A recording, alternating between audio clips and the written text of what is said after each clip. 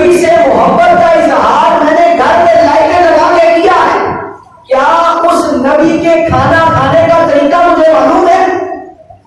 جس نبی کی محبت کا اظہار میں نے محلے میں سجاوٹ کر کے کیا ہے، کیا اس نبی کے گلی کے اندر محلے کے اندر چلنے کا انداز مجھے معلوم ہے؟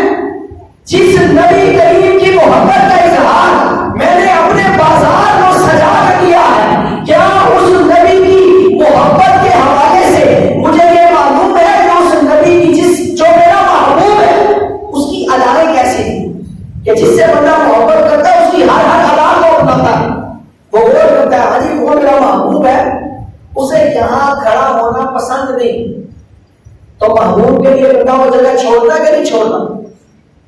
وہ شہر چھوڑ دیتا ہے، یہ پتا چل گیا کہ میرے محبوب کو یہ چیز پسند ہے تو پھر اس کی جان کے اندر وہی چیز ڈالی جاتی ہے، یہاں میرے محبوب کو یہ لباس پسند ہے تو میں اپنے محبوب کی خوشی کے لیے یہی لباس پہنوں گا۔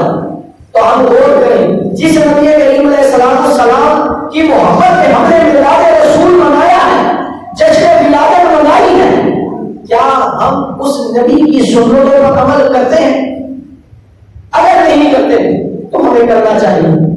حضرت علی بن حسن رحمۃ اللہ تعالی علیہ فرماتے ہیں کہ میں نے حضرت ہبہ اللہ، اللہ کے بہت بڑے نبی گزرے، ان کو خواب میں دیکھا، خواب میں دیکھنے کے بعد میں نے پوچھا ما فعل اللہ ہوئی، اللہ تعالیٰ نے آپ کے ساتھ کیا معاملہ کیا؟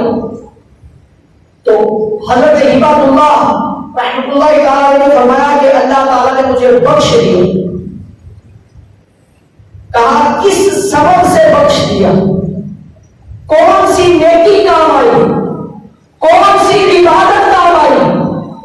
کون سا عمل رب کی بارگاہ میں مقبول ہوا کہ اللہ تعالیٰ نے آپ کو بخش دیا؟